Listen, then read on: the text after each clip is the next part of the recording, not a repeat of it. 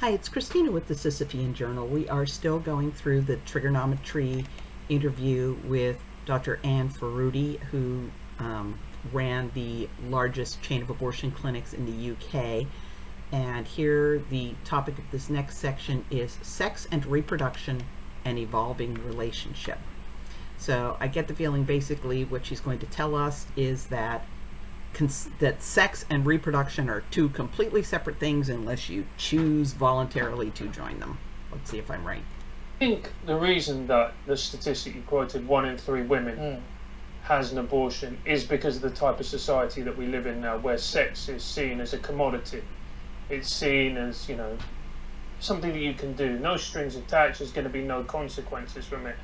The fact that you spoke to me, or you spoke to us rather, about contraceptions that is not as effective as we've been led to believe, that this is something else that I want to explore. Yeah. Do you think that is a result of all of these things? So what I think is going on at the moment is whether you think it's right or whether you think it's wrong, sex in our minds is not linked to reproduction. What did I tell you? You don't think when I'm making no assumptions about. Well, you clearly said I have had sex once. Yes. You have had sex with a woman. Yes. Right. Okay. Even with the woman that you are with on an ongoing basis, you do not expect every time you have sex that it's going to result in a child. We have learnt to separate that, and I think that for most people it's even more separate than that. They simply don't expect. They expect to be able to prevent pregnancy, and I think most people, men as well as women, would rather prevent pregnancy, but when pregnancy happens, and they haven't wanted it, they expect to be able to put that situation right. And I think so is she going to address the fact that we as a culture have taught people that sex and reproduction aren't linked, and that doing something might create a baby, you put it right by killing the baby? I think abortion is seen as a backstop, and I think that's just the way it is. Again, you need to read Kristen Luker's book, Taking Chances, Abortion and the Decision Not to Contracept. The more readily available abortion is, the sloppier women are with their contraception because they know that backstop of abortion is there.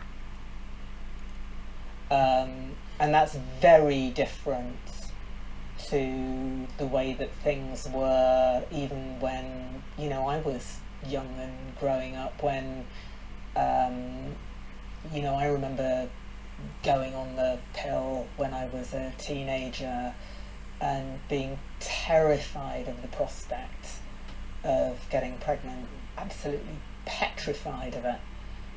But she had sex anyway? Why? What was the expectation? Why was she willing to get past that fear in order to have sex if she was terrified of getting pregnant? And I think that's not the way that young people see things now. Whether it's right, whether it's wrong, it is, and we have to cope with that. And so I don't think that abortion is particularly the problem. I think it's a solution to a number of various different problems that women face. Okay, this section was so short, we're just going to go on to the next one, which is the man's role in abortion. And what's the man's role in all of this, Anne? Because I remember a former partner I was with, we had a discussion what would happen if we had a child, and because we weren't in a position to raise it, and she was like, well, I just have an abortion.